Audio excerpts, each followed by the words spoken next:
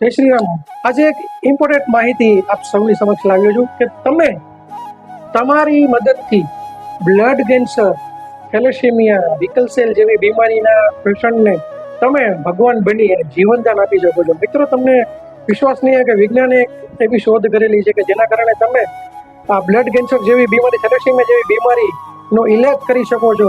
હા, ફક્ત એના માટે તમે તમારી 3 કલાક આપવાની રહેશે ને એ પહેલા તમારે ફક્ત એક લારનું સેમ્પલ આપવું પડશે.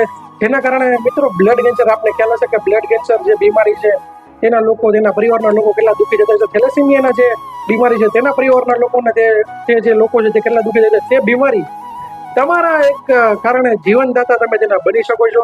તો વિડીયોમાં હું તમને જણાવીશ કે કઈ રીતે તમે કોઈને આ બીમારીથી બચાવી શકો છો અને નવું જીવન આપી શકો છો.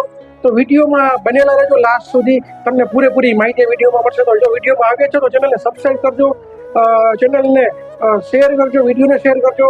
તો ચાલો આપણે જાણીએ કે શું વસ્તુ છે જેનાથી તમે લોકો કોઈના જીવનદાતા બની શકો. તો ચાલો જોઈએ વિડીયોમાં. મિત્રો, તમે વિચાર્યું હશે કે ક્યારેક તમારી મદદથી કેન્સર ને થેલેસેમિયા જેવા લોકોના તમે જીવનદાતા બની શકો છો. બ્લડની મિત્રો 100 પ્રકારની જુદી જુદી બીમારીઓ છે વિશ્વમાં. તેના માટે જે સ્ટેમ સેલ ડોનેશન જે છે નવું વૈજ્ઞાનિકોએ શોધ કરી છે, જેના કારણે લોકોને નવું જીવન મળી રહ્યું છે. પરંતુ જરૂરી છે તેના માટે લોકોના મદદનું, તેના માટે જરૂરી છે ખાસ ટેસ્ટિંગની. એટલે કે મિત્રો, તમે લોકોએ હાર્ટ ટ્રાન્સપ્લાન્ટ સાંભળ્યું હશે, લીવર ટ્રાન્સપ્લાન્ટ સાંભળ્યું હશે, કોરોના સમયે આપણે આ ફેફસા છે એનું ટ્રાન્સપ્લાન્ટ પણ સાંભળ્યું છે. પણ તમે ક્યારેય સ્ટેમ સેલ ટ્રાન્સપ્લાન્ટ સાંભળ્યું છે મિત્રો?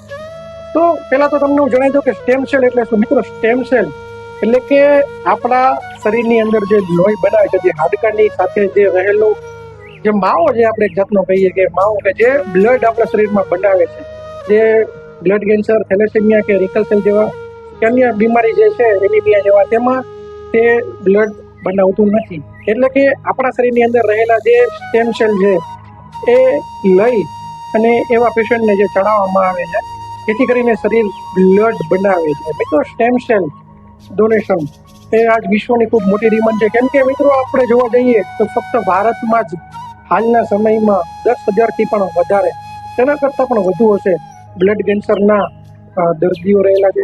તેની સાથે દર વર્ષે ફક્ત આપણા ભારતમાં જ 5,000થી પણ વધારે થેલેસેમિયાના બાળકો જન્મે. તેમજ આવી અસંખ્ય બ્લડની બીમારી જે લોકોને થતી હોય છે અને તેને રોકવા માટે ફક્ત હાલમાં તો એક જ જે બોન મેરો અથવા તો સ્ટેમ સેલ જે છે તે એક જ તેનો ઈલાજ છે. તો મિત્રો, ખાસ કરીને એનું ટેસ્ટિંગ કેવું હોય અથવા તો આપણે કઈ રીતે એને ડોનેશન કરી શકીએ છીએ તો એ તમને જણાવીએ આપણે આગળ. તો સ્ટેમ સેલ સર્વપ્રથમ તો કોઈ બી ગુજરાતમાં અથવા તો બધે સંસ્થા જે કામ કરતી હોય છે તે લોકોના સ્ટેમ સેલ કલેક્ટ કર્યું. સ્ટેમ સેલ મિત્રો કે એક કીટ આવે છે, તે કીટની મદદ દ્વારા તમારા ગાલ પાસેની જે લાળ છે તેને ટેસ્ટ લેવામાં આવે છે અને તેને સંગ્રહ કરીને રાખે છે. અને મિત્રો, જેને બ્લડ કેન્સર છે, થેલેસેમિયા જેવી બીમારીઓ છે, હવે જ્યારે તેને આ ઓપરેશન કરાવવાનું આવે બોન મેરો અથવા તો સ્ટેમ સેલનું, ત્યારે એ લોકો એનો મેચ ગોતતા હોય છે અને તેના પરિવારમાંથી તેનો મેચ મળવાની શક્યતાઓ ફક્ત 30% રહેલી છે. એટલા માટે હવે એને જો ઓપરેશન કરાવવું હોય તો એનો આધાર આપણા બધા લોકો પર રહેલો છે. એટલે કે એ લોકો એનું સર્ચ કરે અને મિત્રો એમાં પણ 10,000થી 1,00,000નો રેશિયો હોય છે મેચિંગ મળવાનો. 10/10નું મેચિંગ મળવાનો. 10માંથી બહુ ઓછા લોકોનું 10માંથી 10 મેચિંગ આવતું હોય છે. એટલે માટે કે મિત્રો, ખાસ કરીને આપણા ભારતમાં સ્ટેમ સેલના ડોનરો ફક્ત 4 કે 5 લાખ છે અને આપણા ભારતની વસ્તી 140 કરોડ હોય છે. અને જ્યારે અમેરિકાની વસ્તી ખૂબ જ ઓછી છે, તેની સામે ત્યાં 15 લાખ સ્ટેમ સેલ ડોનરો છે. મિત્રો, એટલા માટે કે મિત્રો ખૂબ જ જાગૃતતા ઓછી છે.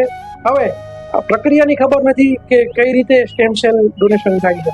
તો મિત્રો, તમને જણાવી દે કે સૌપ્રથમ તો આપણું જ્યારે મેચિંગ આવે છે સ્ટેમ સેલનું, જેને જરૂરિયાત છે, જે બ્લડ કેન્સર છે કે થેલેસેમિયા છે, ત્યારે આપણું મેચિંગ ફરીથી ટેસ્ટ કરવામાં આવે છે અને 10માંથી 10 કન્ફર્મ મળી જાય ત્યારબાદ તેને ડૉક્ટર દ્વારા તેના સ્પેશિયલ બધા જ રિપોર્ટ કરવામાં આવે છે. ફૂલ બોડી ચેકઅપ કરવામાં આવે છે કે જે ડોનર છે અને કોઈ બીમારી નથી.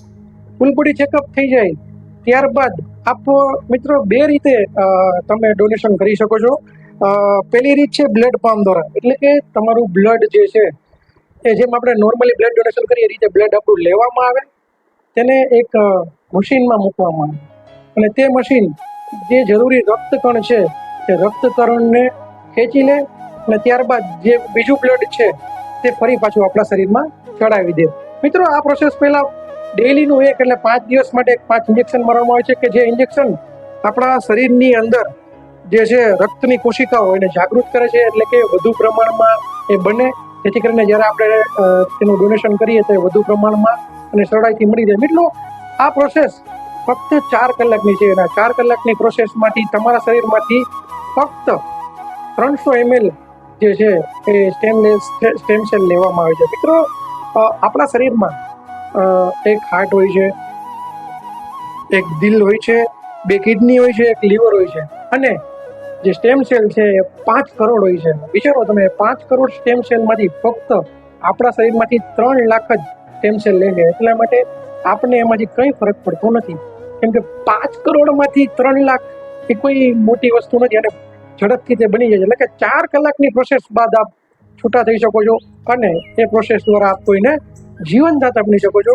બીજી રીત છે એ છે બોન મેરો ડોનેશન, એટલે કે મિત્રો આપને એનેસ્થેસિયા આપીને સર્વપ્રથમ એનેસ્થેસિયા આપવામાં આવે છે, ત્યારબાદ એક રાત તમને આરામ આપીને અને સવારે તમારા શરીરમાંથી તમારા હાડકામાંથી બોન જેને કહેવાય બોન મેરોમાંથી ઇન્જેક્શન દ્વારા જે બોન મેરો એ લેવામાં આવે છે અને એ બોન મેરો જ્યારે લઈ લે ત્યારબાદ તમને 24 કલાકનો આરામ આપીને છૂટા પાડવામાં આવે છે. એટલે કે મિત્રો, આ બોન મેરો જે છે પ્રક્રિયા બહુ લોકોને કરવાની હોતી નથી અને એ સિલેક્શન પણ આપને આપવામાં આવે છે કે તમારે કઈ રીતે ડોનેશન આપવું છે. જે પહેલી રીત છે બ્લડ પંપ આપીને અથવા તો બોન મેરો દ્વારા, પણ મોસ્ટ ઓફલી તો બોન મેરો દ્વારા બહુ ઓછા કરાવતા હોય છે, બ્લડ પંપ દ્વારા જ લોકો કરતા હોય છે. અને મિત્રો, આ વસ્તુ જ્યારે થઈ જાય, તમે જ્યારે તમારો 300 એટલે કે 5 કરોડમાંથી 3 લાખ સેલનું જે ડોનેશન કરો ત્યારબાદ મિત્રો વિચારો કે જેના પરિવારમાં થેલેસીમિયા છે, જેના પરિવારમાં બ્લડ કેન્સર જેવી બીમારી છે, કે જેનું જીવવાની કોઈ આશા જ નથી, જેના બચવાની કોઈ આશા નથી, એ જ્યારે તમારા સેલ જે ફરીથી પુનર્જીવિત 3 કે 4 દિવસમાં તો ફરીથી બનવાનું ચાલુ થઈ જાય છે, તેના દ્વારા એને જીવનદાન મળશે, તો તમે તેના પરિવારના તમે તે વ્યક્તિના એક ભગવાન રૂપી એક દાતા બનશો. એટલે કે એને તમે સ્ટેમ સેલ દાતા બનશો અને જીવનદાતા બનશો. મિત્રો વિચારો કે કેટલી ઇમ્પોર્ટન્ટ વસ્તુ આપણે આપી છે, પણ એક આપણા દેશમાં એની જાગૃતતા નથી.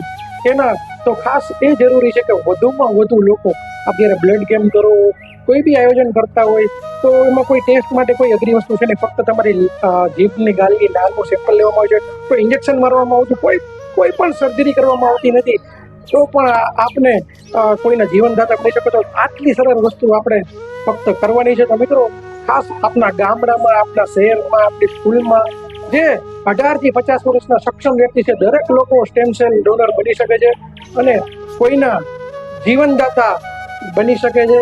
તો મિત્રો, ખાસ મોટા પ્રમાણમાં આપ સ્ટેમ સેલ ડોનર બનો. એવું નથી કે મિત્રો ફક્ત ભારતના વ્યક્તિ ભારતમાં કે ભારતના જ વ્યક્તિ ભારતના લોકોને જીવનદાન આપી શકે. મિત્રો, ભારતના એક ડોક્ટરને બ્લડ કેન્સર આવી હતું, ત્યારે થાઈલેન્ડથી એક વ્યક્તિના સ્ટેમ સેલ લઈ અને તેમને નવું જીવનદાન આપવામાં આવ્યું હતું. એટલે કે મિત્રો, વિશ્વમાં કોઈ પણ ખૂણામાં કોઈ પણ વ્યક્તિનું ક્યારેય પણ મેચિંગ આવી શકે છે અને તમે એના જીવનદાતા બની શકો છો. ભગવાન બનવાનો મોકો ભગવાને આપને આપ્યો છે, તો કોઈના ઘરમાં અજવાસ પાથરીએ, કોઈના જીવનદાતા બનવાનો અવસર છે, તો દરેક લોકો ખાસ પ્રયાસ કરે કે આ જે છે એ સ્ટેમ સેલ ડોનરનું કાર્ડ છે, આ મારું છે, મેં પોતે પણ સ્ટેમ સેલ ડોનર છું.